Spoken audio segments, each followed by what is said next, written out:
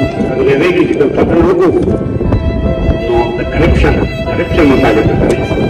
د کرپشن مطابق ماشومان تاسو خبره کوم کرپشن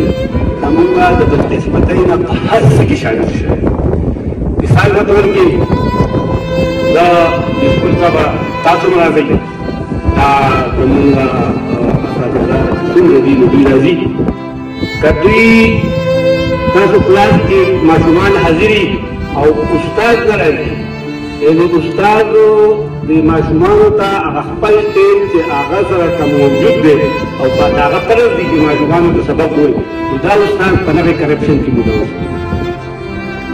ٹھیک ده موږ تاسو ماشومانو کې د سکول کې د باندې کې لاین که دا لاین ته یو ماشوم وځي او مخکې کېږي دا په دغه ځای کې د کرپشن شروع کړو دوی ته پته نشته خو د کرپشن شروع کړو کوم کسان چې ګاډي چلوي